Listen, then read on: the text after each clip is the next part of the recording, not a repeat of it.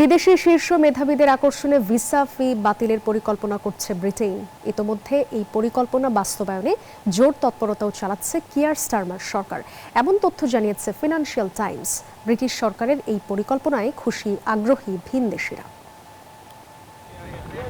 English channel পাড়ি দিয়ে যুক্তরাজ্যে পৌঁছানো অবৈধ অভিবাসীদের ঠেকাতে কঠোর অভিবাসন নীতি অনুসরণ করছে যুক্তরাজ্য, ইতালি সহ ইউরোপের বেশ কয়েকটি দেশ। নথিবিহীন অভিবাসীরা দেশের অর্থনীতি ও নিরাপত্তার জন্য ঝুঁকি বলেও মনে করছে দেশগুলো।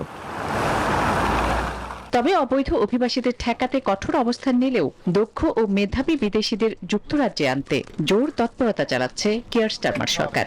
নানা প্রণোদনা দেওয়ার কথাও ভাবছে তার প্রশাসন। এরই মধ্যে দিয়েছে বান্ডেল থাকলে প্রতি সেনমানিতে টাকা বাঁচবে। বিকাশ সেনমানি বান্ডেল কিনে জিতুন প্রতি লেনদেনে।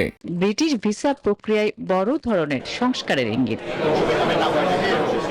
এরই অংশ হিসেবে বিশ্বের শীর্ষ মেধাবীদের আকর্ষণে ভিসা ফি বাতিলের পরিকল্পনার কথা জানায় ব্রিটিশ সরকার, এমন তথ্য জানিয়েছে ফিনান্সিয়াল টাইমস। জানায় বিশ্বের শীর্ষ 5টি বিশ্ববিদ্যালয়ের স্নাতক এবং আন্তর্জাতিক মর্যাদাপূর্ণ পুরস্কারপ্রাপ্ত ব্যক্তিরা এই ভিসা ফি ছাড়ের আওতায় আসতে পারেন।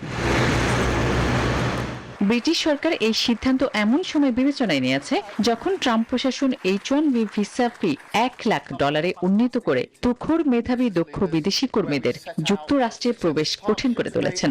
ফলে ব্রিটিশ সরকারের এই পরিকল্পনায় খুশি আগ্রহী ভিনদেশিরা। ব্রিটেনে গ্লোবাল ট্যালেন্ট ভিসা আবেদনের বর্তমান ফি £766। আসমাতুলি, নিউজ 24।